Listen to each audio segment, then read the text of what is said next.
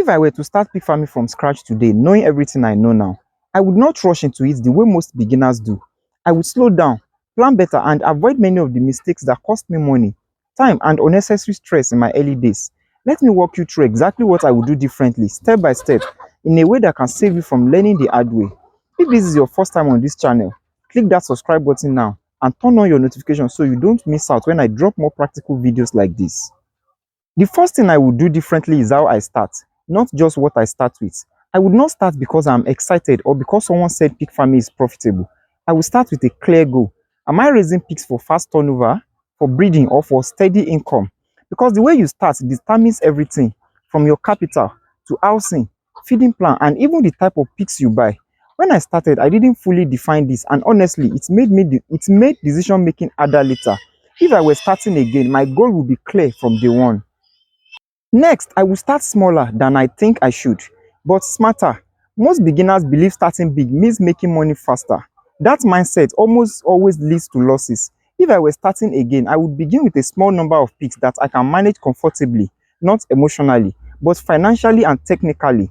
Starting small allows you to learn pig behavior, feeding response, health issues, and market timing without bleeding money. You can always grow later, but starting big and failing is very expensive.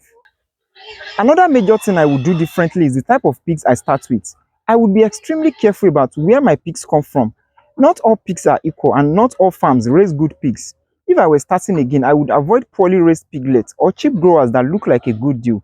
I've learned that pigs that were badly managed as piglets rarely give good results later, no matter how well you feed them. I would only buy pigs that are active, alert, properly raised, well structured, and diseases free, even if it means buying fewer pigs. Quality pigs grow faster, eat better, and reduces stress.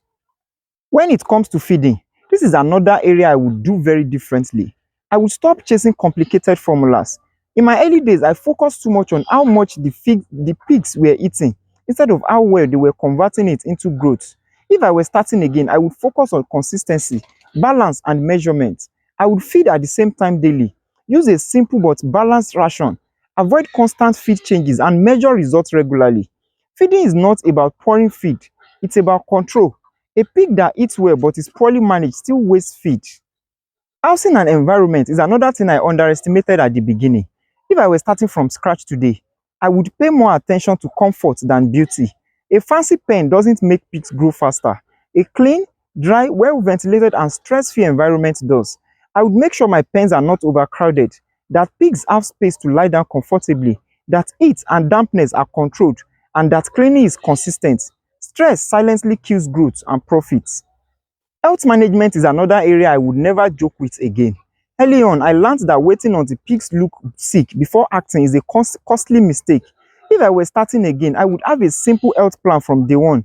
Deworming schedule, hygiene routine, observation habits, and early treatment approach. Many growth problems in pig farming are not feed problems, they are health problems.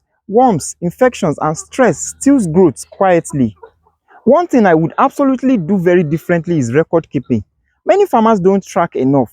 They feed, clean, and sell pigs, but don't measure properly.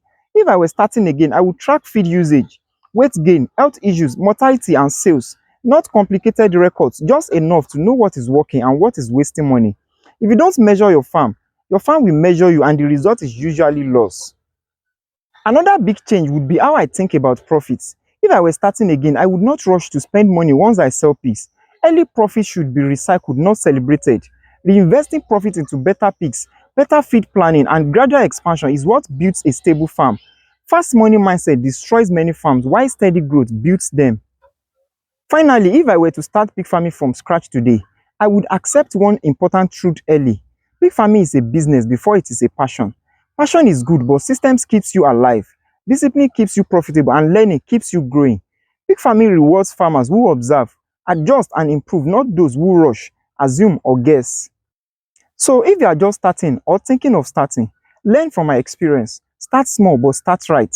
Buy quality pigs, feed consistently, manage health early, track results, and grow gradually. If this video helps you see pig farming differently, let me know in the comments and tell me, what stage are you at right now? Are you planning or already farming? And don't forget to like, subscribe, and turn on notification for more practical farming lessons that will save you money, time, and mistakes. See you in the next one.